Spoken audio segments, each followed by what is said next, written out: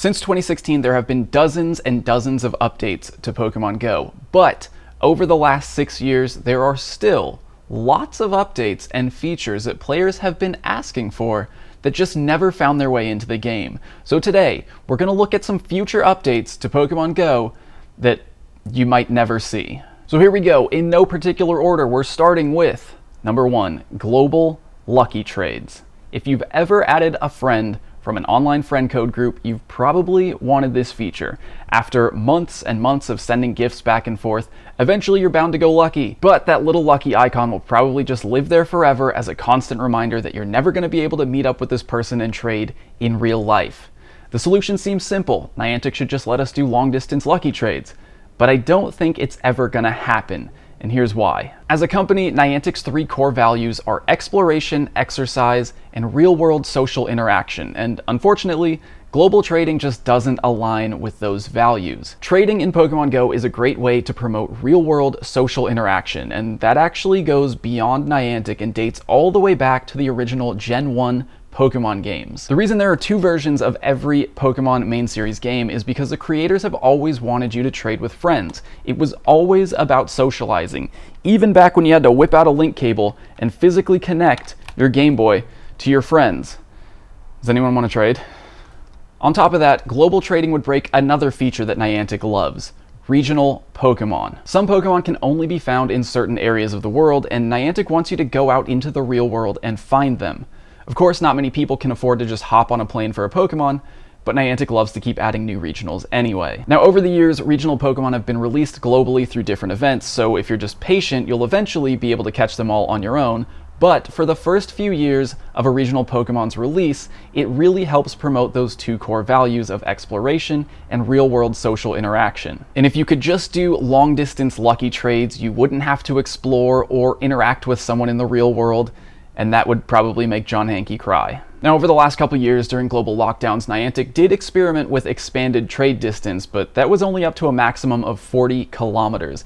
And considering the Earth is like 40,000 kilometers around, ultimately that's just not really much in the grand scheme of things. So considering that global trades go against 2 of Niantic's 3 core values, I'd say the chances that we're ever allowed to do them in Pokémon GO are about 1%. Next up, we have the Raid Ready button. Now, this is something that players have been asking for since all the way back in 2017 when raids were first introduced. Picture this, you're soloing a tier 1 raid, and you have to sit there staring at your phone, waiting for the timer to count down for 120 seconds, and during that time, you're just sitting there. You can't walk around because you can't leave the gym, you can't catch Pokemon, you're not doing anything but waiting. Seems like it goes against Niantic's core values of exploration and exercise, but after 5 years, they still haven't let us press a button to skip that lobby timer and get back to walking sooner. Why not? Honestly, I don't have a good answer. This one baffles me. I can understand it not being allowed in public lobbies because a lot of times you're not coordinating with the other people in the lobby. Someone could be joining the raid from inside a building a block away. Someone could be running up the street, just barely making it there with 10 seconds left on the timer. But at least for private lobbies, I mean, if you're doing a private lobby, then you're already coordinated with your group. You're gonna know when everyone's in, you're gonna know when everyone's ready, and it just makes sense to be able to press start and save everyone some time. So what are the chances that Niantic eventually lets us ready up? Well, considering it's been 5 years and we still can't, I don't think it's very likely. But because I can't think of a good reason why, I'll say there's like a 20% chance that we eventually get a ready button for raids. Next up, let's talk about breeding. Breeding is a huge part of the Pokemon franchise, and it's one of the last major features that hasn't been ported over to Pokemon GO yet. Breeding could easily be designed in a way that promotes Niantic's core values of exploration, exercise, and real-world social interaction. In fact, I actually made a video about it almost 3 years ago in 2019. It's really simple. Some Pokestops would become daycare centers. In order to find them, you have to go out and explore. To promote real-world social interaction, you can only leave one Pokemon there, and another player has to meet you at the daycare to leave the other Pokemon.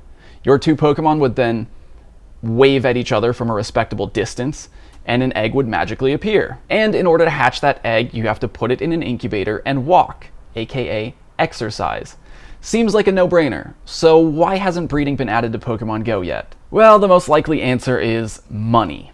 Eggs are a huge loot box mechanic, and new egg-locked shinies surely earn a lot of money for the game. Every time a new shiny gets released exclusively in eggs, players buy a lot of incubators trying to hatch the sparkly new Pokemon. I'm looking at you, Riolu. Not only is it incredibly rare to hatch a shiny in the first place, but the egg pool is also diluted with lots of Pokemon that you're probably not interested in hatching, making the shiny you want even more rare. If breeding was added to the game, players would suddenly have a lot more control over what Pokemon they're hatching from their eggs, making it easier to shiny hunt specific Pokemon. If you could make sure that every egg you're hatching had Riolu in it, you'd end up getting the shiny a lot faster. There would be no Cleffa or Togepi or Pichu getting in your way, and you'd end up using less incubators and therefore spending less money. So it really seems like Niantic is choosing profit over core values in this situation, but I don't think it's fair to say Niantic as a whole. I honestly believe that there are a lot of designers and developers working on the game who really want to make it a fun and enjoyable experience for players, but somewhere above them, there are executives who want to make sure that every feature of the game is bringing in the most money possible. Now, if the designers and those executives can find some way to compromise, I think there's still a shot that we eventually get breeding in Pokemon Go. So I'm gonna say there's a 50% chance that we see this feature eventually. On a related note, another feature that players have been asking for pretty much since day one is the ability to throw away unwanted eggs. Like breeding, this would give you a lot more control over what you are hatching. Say you're only looking for Axew, you could throw away any 2 or 5 kilometer eggs and just keep the 10 kilometer eggs which potentially contain Axew. Well, just like breeding, that would reduce the number of incubators that players buy, and unfortunately, making less money for the sake of player convenience isn't one of Niantic's core values. On top of that, you've never actually been able to throw away eggs in the main series games, so setting aside the money, I think this might actually be a Pokémon Company decision. It's just not something they've ever allowed. So with that in mind, I'm gonna say there is a 0% chance that we're ever able to throw away eggs in Pokémon Go. Now here's the one you've all been waiting for. Like, literally every Pokémon Go player has been waiting for Kecleon. It's the last missing Pokemon from Gen 3, and ever since Jirachi was released in 2019, it's the only Pokemon keeping us from earning that Platinum Hoenn medal. Now, Kecleon was actually sort of accidentally released in 2018 after Chikorita Community Day, but it was more of a bug than anything else. Meltan was actually the surprise that day, and it was meant as a promotion for Pokemon Let's Go Pikachu and Let's Go Eevee, but for some players the game loaded Kecleon's model instead of the new mythical nut. No matter which one you saw in your game though, it would ultimately transform into Ditto, so neither Kecleon nor Meltan were actually catchable that day. So, where is the goofy green chameleon?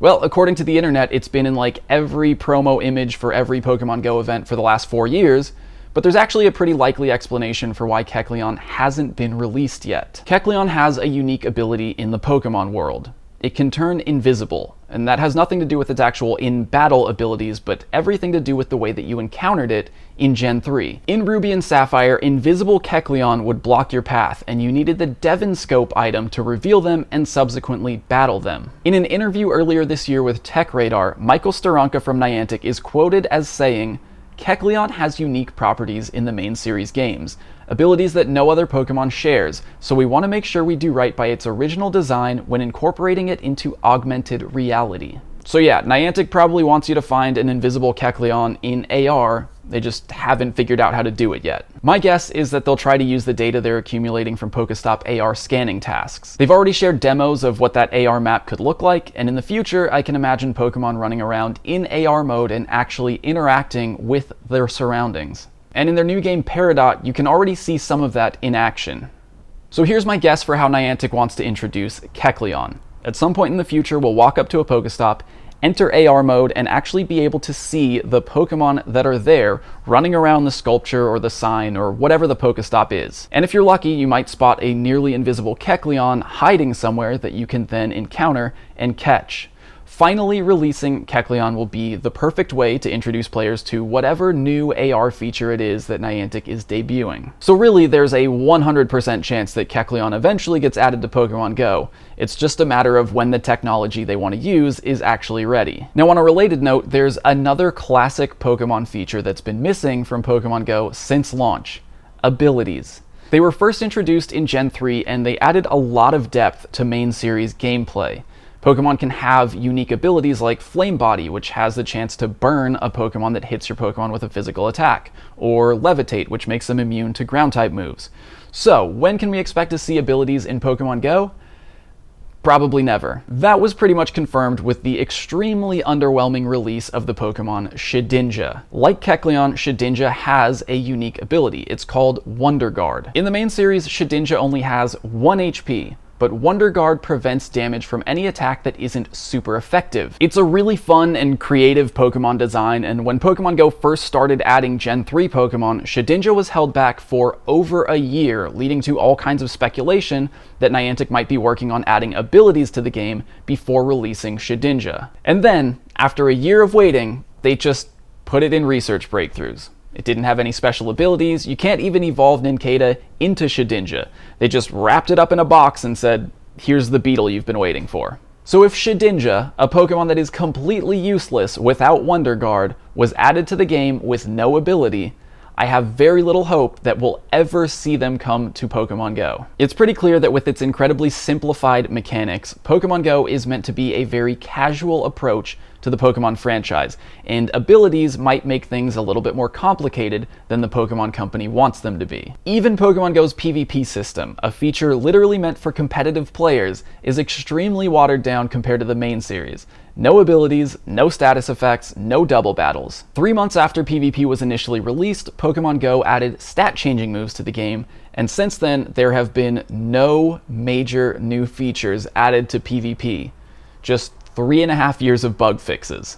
Now, with Pokemon Go being included in the Play Pokemon tournament circuit this year, I do have some hope that eventually Pokemon Go's PvP mechanics will be refreshed and updated. So with that in mind, I'll say there's like a 20% chance we get abilities in Pokemon Go in the future. Last but not least, we have the most requested Pokemon Go feature on Twitter, Cowboy Hat Caterpie. Mike Nerdlaw has been replying Cowboy Hat Caterpie please to literally every Pokemon Go tweet for the last 3 years, and by now it feels like the entire community is backing him. Niantic has rewarded the community's request for a costume at least once before. The 2018 New Year's loading screen featured a Wurmple wearing a party hat, but it took 2 years of community memeing to make Party Hat Wurmple a reality in Pokemon Go. Well, Mike's been asking for Cowboy Hat Caterpie for even longer than that, but just recently at GoFest Berlin, Pokemon Go did debut Cowboy Hat Snorlax, perhaps as a nod to the perpetual tweeting. Now, it's not Caterpie wearing the hat, but it does give us a little bit of hope. We at least know now that Niantic is familiar with the concept of a cowboy hat, and that's better than nothing. After all, Pikachu did wear sunglasses before Squirtle in Pokemon Go. So because I'm an optimist and I actually want to see it happen, I'll give Cowboy Hat Caterpie a 75% chance of actually being added to Pokemon Go. Now, if you want to see me scour the Britzer Garden in Berlin searching for that Cowboy Hat Snorlax that we just talked about, check out this video right here. Let me know if you agree or disagree with my ratings, and if there are any other features that you really want to see come to Pokemon Go in the future, drop a comment and let me know. I'll see you in the next one. Bye.